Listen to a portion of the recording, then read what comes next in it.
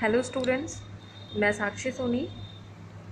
Students, हम सभी को पता है कि पॉलिटिकल साइंस के जितने भी बच्चे हैं जो नेट जेआरएफ की तैयारी कर रहे हैं, वो पब्लिक एडमिनिस्ट्रेशन यानी कि लोक प्रशासन पर उतना ध्यान नहीं दे पाते हैं जितना कि दूसरे यूनिट्स पर देते हैं।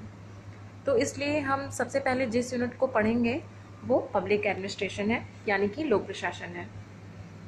सबसे पहले हम लोक प्रशासन का अर्थ, उसका नेचर यही समझेंगे, क्योंकि जब भी लोक प्रशासन की प्रकृति की बात होती है तो इसको समझने में बहुत सारी प्रॉब्लम आती हैं, बहुत ज़्यादा कठिनाई होती है। क्योंकि आप देखेंगे लोक प्रशासन के अंतर्गत अनेक क्रियाएं की जाती हैं, ठीक है, अनेक क्रियाओं का संपादन किया जाता है। अब प्रश्न यह उठता है कि क्या वे सभी क्रियाएं प्रशासन के अंतर्गत आएंगी, या कुछ क्रियाएं ही, या कुछ क्रियाओं का योग ही प्रशासन कहलाएगा। ठीक है, इस संबंध में बहुत सारे विद्वान हैं जो एक मत नहीं है, जिन्होंने अपना अलग अलग मत दिया है। तो आज हम उसी पर चर्चा करेंगे। लोक प्रशासन की परिभाषा को लेकर विद्वानों में एक मत नहीं है। इसका एक पहला कारण ये है कि सरकार के 3 अंग होते हैं, ठीक है, व्यवस्थापिका, कार्यपालिका और न्यायपालिका। ये आप लोग को पता ही होगा। अतः अब प्रश्न यह है कि लोक प्रशासन का संबंध केवल कार्यपालिका से है या सरकार के तीनों अंगों से, यानी कि व्यवस्थापिका और न्यायपालिका से भी। दूसरा मत लोक प्रशासन की प्रकृति से संबंधित है, यानी कुछ विद्वान लोक प्रशासन को मात्र प्रबंधकीय क्रिया मानते हैं, ठीक है, प्रबंधकीय क्रिया मानते हैं।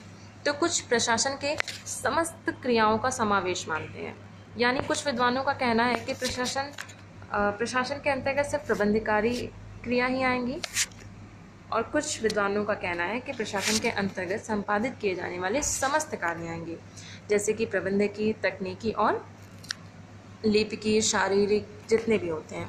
ठीक है, तो इस संबंध में कई सारे दृष्टिकोण हैं, तो आज हम उन्हीं को डिस्कस करेंगे।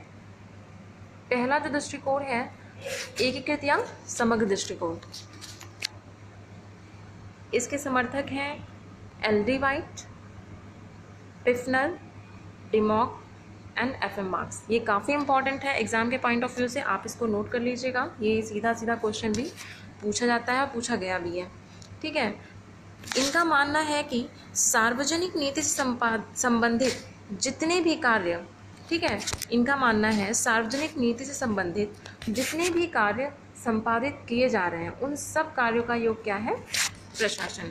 यानी कि जितने भी कार्य सार्वजनिक नीति से संबंधित हैं और वो संपादित किए जा रहे हैं, उन सब कार्यों का योग क्या है? प्रशासन। ठीक है, इसीलिए इसका नाम है एकीकृत और समग्र दृष्टिकोण। इसके जो समर्थक हैं एल.डी. वाइट, इनकी परिभाषा बहुत ही फेमस है।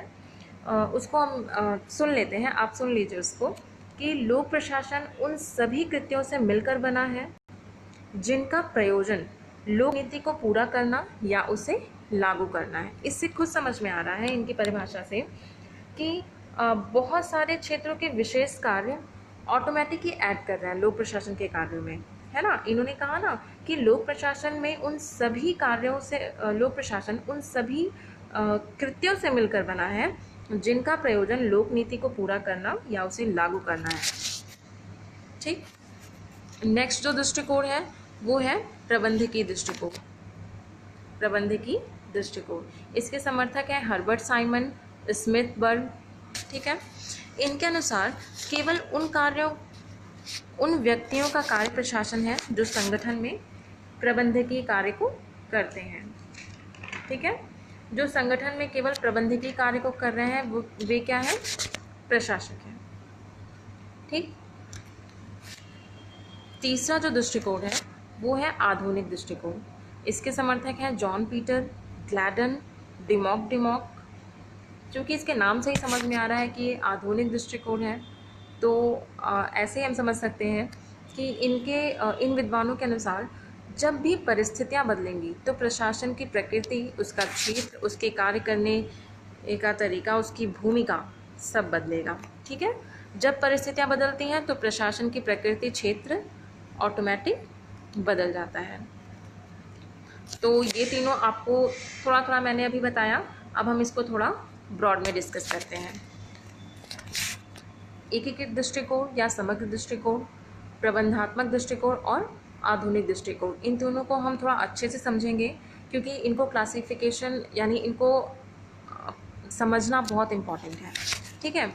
प्रशासन में एकीकृत दृष्टिकोण या समग्र दृष्टिकोण के जो भी विद्वान हैं उनका जो कहना है कि प्रशासन में किसी न किसी मात्रा में प्रत्येक कर्मचारी का भाग होता है, चाहे वो कितना ही साधारण कार्य क्यों ना करे।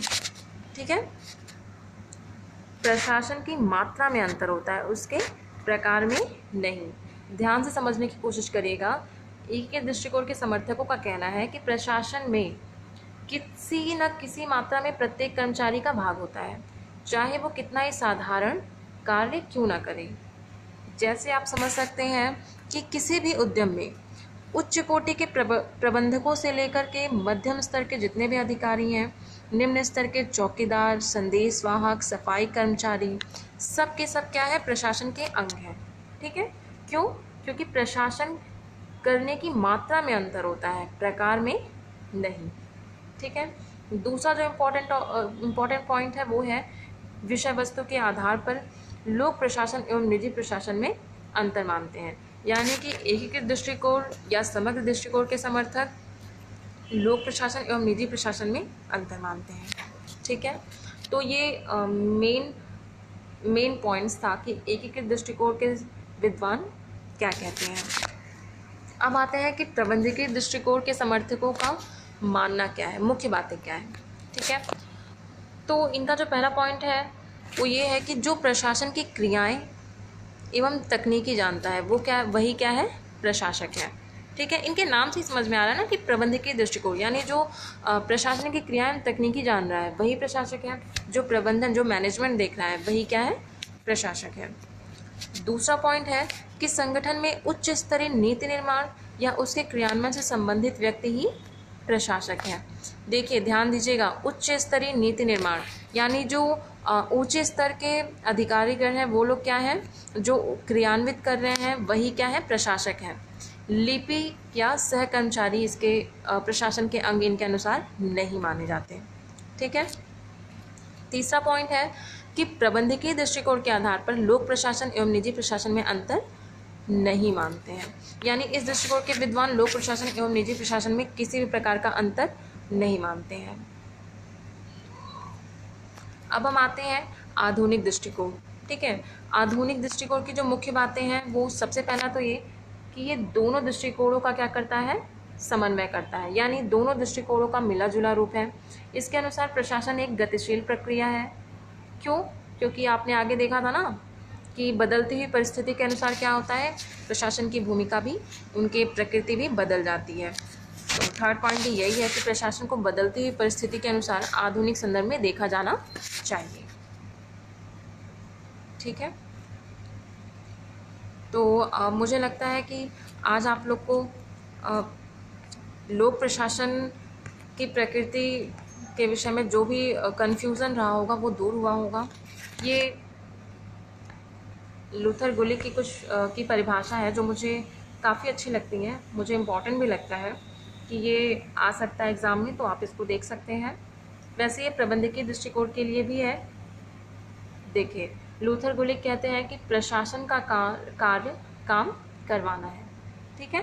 कौन कर रहा है उससे मतलब नहीं है, तो ये ऑटोमेटिक प्रबंधकीय दृष्टिकोण के समर्थक हो रहे हैं। एक और परिभाषा है या स्टेटमेंट है जो मुझे अच्छी लगती है और एग्ज़ाम के पॉइंट ऑफ व्यू से भी ये इम्पॉर्टेंट है कि यदि आधुनिक मानव सभ्यता का पतन होता है तो ऐसा मुख्यतः प्रशासन के असफलता के कारण ही होगा। ठीक है। मैं चाहती हूँ कि डेली आप लोग मेरे चैनल से जुड़े रहें। जो मैं डिस्कस कर रही हूँ, जो मैं यहाँ पे बता रही हूँ, आप उसको अपने घर पर अपनी किताब से समझिए। जो चीज़ नहीं क्लियर हो रहा है प्लीज़ आप उसे कमेंट्स करके बताइए और उसका हमेशा वेलकम होगा। जो भी आप लोग चाहते हैं, जो भी आप समझना चाहते हैं, आप स्पेशली उसको कमेंट करके हमें बताइए, हम उस पर भी नया वीडियो ले आएंगे। बाकी मैं आप लोग से रिक्वेस्ट करना चाहूँगी कि आप डेली जो भी चीज़ मैं बता रही हूँ आप उसमें से उसको घर पर पढ़िए भी और कुछ नया उसमें से याद करिए, कुछ समझिए लाइक 2 परिभाषा ही आप याद कर लीजिए, क्योंकि आप देखेंगे प्रकृति और परिभाषा की जब बात होती है तो कुछ ऐसे विद्वान हैं जिनकी परिभाषा बहुत इंपॉर्टेंट है, जैसे एल.डी. वाइट हो गए, एफ.एम. मार्क्स हो गए, लूथर गुलिक हो गए, डिमॉक। तो इन सब की परिभाषा जो है एग्ज़ाम में पूछे भी जाते हैं, तो आप उसको याद करना स्टार्ट कर दीजिए। And thanks for watching. Next video हम जल्दी ले आएंगे, हमारे साथ आप बने रहिए।